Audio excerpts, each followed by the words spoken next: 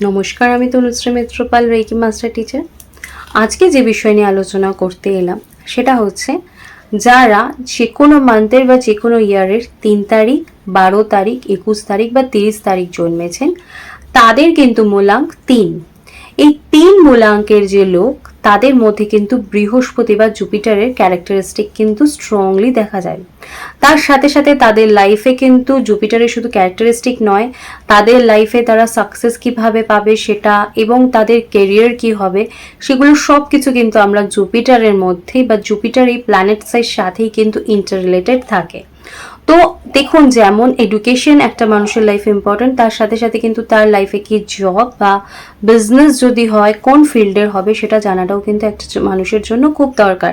তার কারণ যারা এখন পড়াশোনা করছেন বা এডুকেশনের মধ্যে রয়েছেন তারা যদি জেনে যান যে কোন ফিল্ড তাদের জন্য ভালো হতে পারে, তাহলে তারা যদি সেই ফিল্ড নিয়ে অন্তত সেই ফিল্ডের মধ্যে কনসেন্ট্রেশন করেন বা চেষ্টা করেন, তাহলে তাদের গ্রোথ সেদিকে খুব ভালো হতে পারে। তো অবশ্য করেই এই পুরো বিষয়টা জানাবো।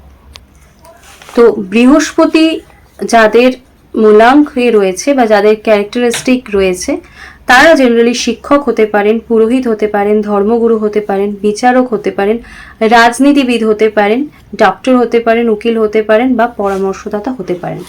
অর্থাৎ এদের প্রত্যেকের যে ক্যারেক্টারিস্টিক, যে জবের যে ফিল্ড আপনারা দেখছেন প্রত্যেকটাই কিন্তু একটা স্পেশালাইজেশন রয়েছে যে তারা একজন একজন মানে জাজড, মানে একজন সিনিয়র মোস্ট পার্সন, যাকে যেই ফিল্ডেই রয়েছে তাকে সবাই রেসপেক্ট করবে। বৃহস্পতি কিন্তু যেহেতু দেবগুরু, তাই তাদের মধ্যে কিন্তু সেই ক্যারেক্টারিস্টিকটা থাকবে, তাদের মধ্যে জ্ঞানের একটা প্রকাশ থাকবে এবং এই সমস্ত ব্যক্তিরা কিন্তু নিজেদের লাইফে প্রচুর জ্ঞানী হন এবং তাদের মধ্যে প্রচুর ইনফরমেশন গ্যাদার করার কোয়ালিটি কিন্তু থাকে।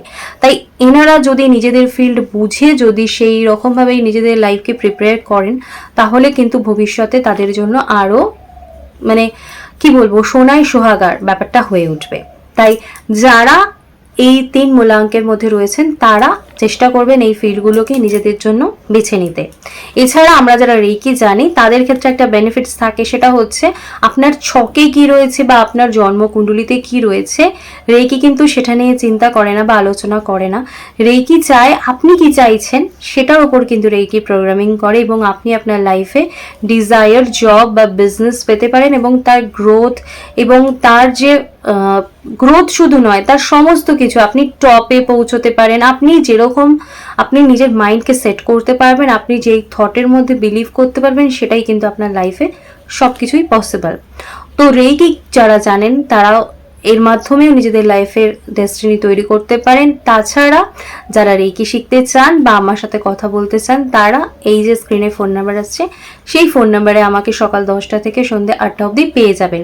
আর আমি স্যাটারডে এবং সানডে এখন দুদিন লাইভ করছি, 5টা 5:30 থেকে আপনারা ডিরেক্টলি আমার লাইভে জয়েন করতে পারেন এবং আমার সাথে নিজেদের যে কোনো সমস্যা নিয়ে আলোচনা করতে পারেন। তো আজকে আমার আলোচনা এখানেই শেষ করছি। সকলে সুস্থ থাকবেন, ভালো থাকবেন। দেখা হচ্ছে অন্য কোনো দিন অন্য কোনো বিষয় নিয়ে। আজকের মতো নমস্কার।